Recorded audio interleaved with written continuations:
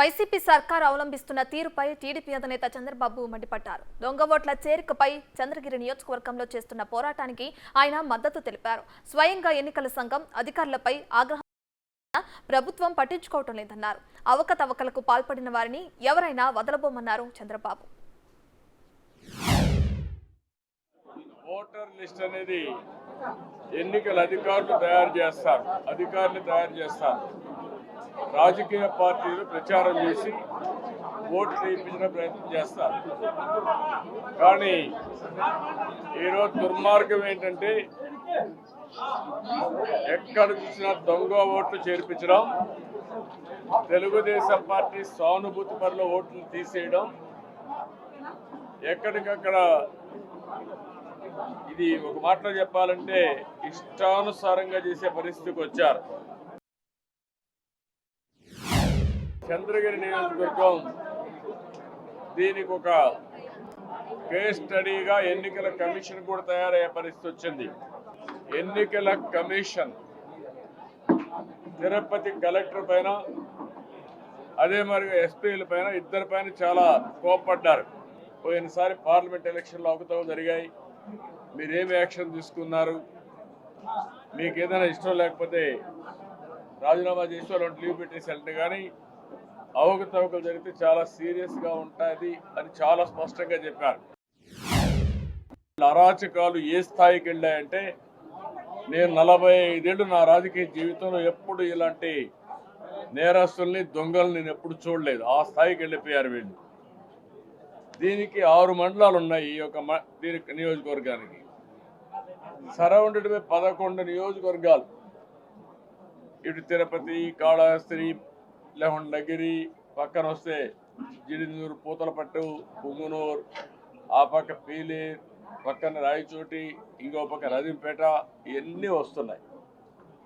వీళ్ళు చేసే modus of operation form 6, form 7, form 8 విచ్చలవిడిగా ఉపయోగించారు. పోయినసారి ఇక్కడ చూస్తే 2,90,000 ఓట్లతో 325 బూతులు ఉన్నాయి. ఇప్పుడు 3,08,000 ఓట్లు అన్నారు. దీనికి 70 బూతులు పెంచేశారు. అంటే 325 బూతులు 375 బూతులు అయిపోయినాయి 18,000 ఓట్లకే. అక్కడి నుంచి ఇవన్నీ స్టార్ట్ అయినాయి. ఒక తుమ్మలగుంట్లో 4 బూతులు ఉన్నాయి, అవి ఇప్పుడు 7 బూతులు చేశారు. అంటే మొత్తం కలిసి వాళ్ళ లెక్కలు మళ్ళా 2,70,000 ఓట్లే ఉన్నాయి, అది 3,08,000 ఓట్లయినాయని చెప్పి మాట్లాడే పరిస్థితికి వచ్చారు. అప్పటికి కూడా 38,000 ఓట్లు మార్పులు కొత్తగా వచ్చినట్టు ఉన్నాయి. ఇందులో 25,000 ఓట్లు కొత్త ఓట్లు ఫామ్ 6లో చేర్పించేశారు. 13,928 ఓట్లు పిఎస్సి కింద ఉన్నాయి. అంటే ఫోటో సిమిలర్ ఎంట్రీస్ చూస్తే 14,000 ఉన్నాయి. దాంట్లో మీరు చూస్తే ఇది ఒక ఎగ్జాంపుల్. ఈ ఫోటో చూడండి, ఒకటి తిరుపతి, ఒకటి చంద్రగిరి. తిరుపతి ఓటుని దీంతో మార్చేసుకున్నారు. ఇంటి పేరు వెనకాల పెట్టారు, ఒక దాంట్లో ముందు పెట్టారు. ఇది ఒక ఎగ్జాంపుల్. దోవాల, శ్రావ్య, చంద్రగిరి, కాళహస్తి. అంటే ఎంత బరిదెగించేశారంటే అంత బరిదెగించారు. అదే ఎన్నికల కమిషన్ అడిగింది. ఇవి మీకు తెలియకుండా మీ రిటర్నింగ్ ఆఫీసర్ యొక్క కోడ్ నెంబర్ వాళ్ళకి ఇచ్చి వాళ్ళు డైరెక్ట్గా ఎంట్రీ చేసే పరిస్థితికి వచ్చారు. వాళ్ళు దొంగతనంగా వాళ్ళు ఎంట్రీ అయ్యి దొంగతనంగా చేస్తే వాళ్ళపైన యాక్షన్ తీసుకుంటాం, అది కూడా నేరమే.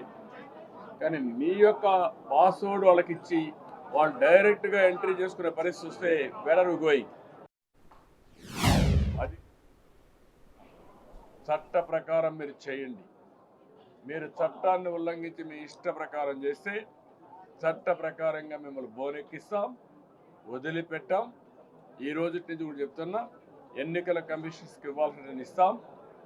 మీ కాంటాక్ట్ కింద ఎలక్షన్ కమిషన్కి, డిఓపిటీకి అందరికి లెటర్స్ రాస్తాం. ఫైనల్గా కోర్టులో కూడా వేసి మీరు చేసిన అక్రమాలు ఎస్టాబ్లిష్ చేసి మిమ్మల్ని శిక్షించే వరకు వదిలిపెట్టారు.